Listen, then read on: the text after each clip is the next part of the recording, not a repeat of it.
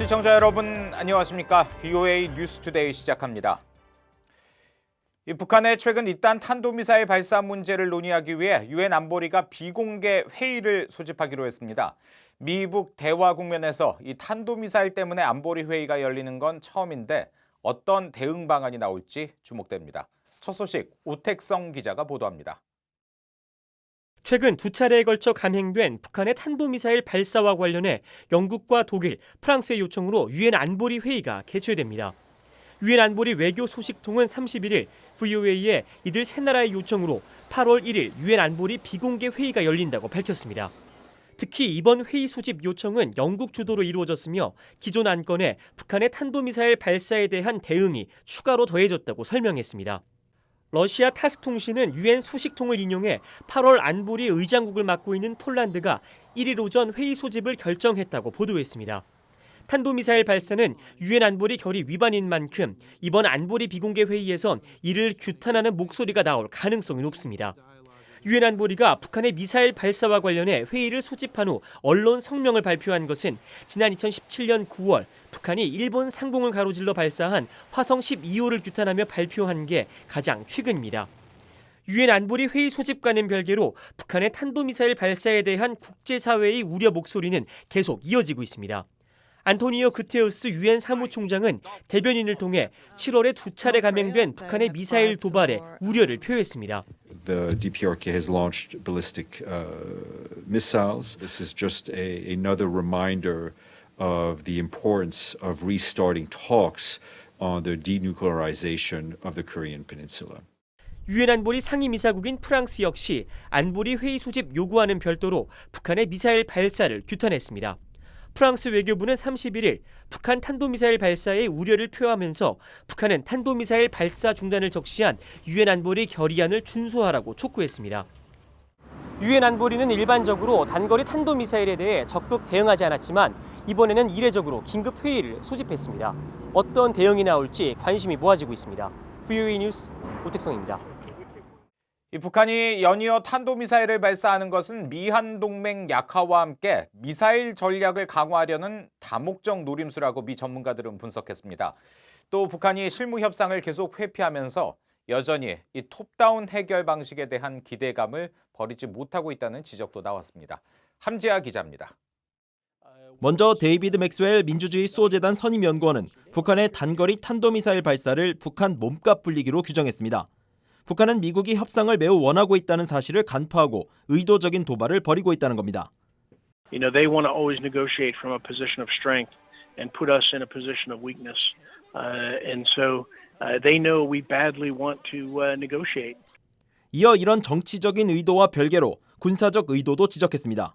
북한은 한국이 도입 중인 F-35 전투기를 두려워하고 있으며 이에 대한 대응 측면에서 F-35 전투기가 배치될 한국 청주 지역을 공격할 수 있는 미사일을 개발 중이란 설명입니다. 켄 고스 미 해군 분석센터 국제관계국장은 북한의 불만 섞인 복합적인 메시지로 분석했습니다. 미한 연합 군사훈련과 한국의 F-35 전투기 도입 문제, 또 제재 완화를 대화 테이블에 올려놓으라는 북한의 요구에 미국이 호응하지 않는 데 대한 불만을 표출하면서 미국과 한국을 동시에 압박하려는 의도라는 설명입니다. The North Koreans are firing these things off in order to try to pressure the U.S. and South Korea on a variety of issues. 미국 육자회담 수석 대표를 지냈던 크리스토퍼 힐 전 국무부 동아시아 태평양 담당 차관보는 북한의 최근 행태를 비핵화 의지가 없음을 보여주는 단적인 사례로 지목했습니다. I think the missiles and the continued delays in substantive talks and the sort of immediate willingness to meet at the summit level suggests a country that is really not serious in the underlying project, which is denuclearization. 아울러 북한이 평화적이고 방어적 목적의 미한 연합 군사훈련을 선별해 문제를 삼고 있다며 이는 미한 동맹을 약화시킬 방법을 찾고 있다는 속내라고 분석했습니다. 따라서 힐 전 차관보는 트럼프 대통령이 공개적이거나 아니면 비공개적으로라도 북한 측의 비핵화 협상에 임할 것을 촉구하고 북한이 비핵화 협상의 진지한지를 확인해야 한다고 강조했습니다. BOA 뉴스 함지아입니다. 미 상원들은 북한이 엿새 만에 또다시 단거리 미사일을 발사한 데 대해 전 세계의 관심을 얻기 위해 도발을 이어가는 것이라고 비판했습니다. 미국은 계속 대화와 압박을 병행해야 하지만 지속되는 도발에 대해서는 강경한 대응이 필요하다고 주문했습니다. 미 정치권 분위기를 이조은 기자가 취재했습니다. 상원 군사위원회 소속 의원들은 북한이 일주일도 안 돼 또다시 단거리 탄도미사일을 발사한 데 대해 놀랍지 않다는 반응을 보였습니다. 마이크 라운즈 의원은 이번 미사일이 미국을 위협하진 않았지만 동맹에 대한 직접적인 위협이라며 가볍게 볼 수 없다고 지적했습니다. But they are short-range ballistic missiles. These are not a threat to the United States. They would be a threat to our allies in the region. So most certainly we do not take it lightly. They're throwing a tantrum. 팀 케인 의원은 트럼프 행정부가 계속 대화와 압박을 병행해야 하지만 북한의 이런 행동에 대해선 더 강경한 대응이 필요하다고 지적했습니다. 북한의 행동을 감쌀 게 아니라 분명하게 경고해야 한다는 겁니다. So he shouldn't have oversold what happened originally. And instead of trying to minimize what North Korea is doing, he should be calling them out. 케인 의원은 그러면서 트럼프 대통령이 솔직하게 터놓고 대북 협상 노력이 효과가 없음을 공개리에 인정해야 한다고 주장했습니다. 북한이 미국을 심각하게 위협할 경우에는 엄청난 보복이 따를 것이라는 경고도 나왔습니다. Any serious threat that Kim Jong-un launches at the United States, we have the capability to shoot down, which we would, and then we would massively retaliate. So they need to be aware of that. 제임스 이노프 상원 군사위원장은 북한의 이번 발사를 계속되는 도발로 규정하면서도 절제된 반응을 보였습니다. And right now, there is more serious negotiations going on between our president and that party than most people are aware of. Now, how that fits in, the firing of those fits into that negotiation, I think only the president can answer that question. 코리 가든 의원은 북한이 비핵화 의사가 전혀 없다면서 전 세계는 북한에 더 많은 압박과 제재를 가해야 한다는 강한 입장을 이어갔습니다. 국제사회 최대 압박 이행을 주문하고 있는 가든 의원은 북한의 계속되는 도발에 비핵화 협상은 무의미하다는 협상 무용론까지 내놓고 있습니다. VOA 뉴스 이존입니다.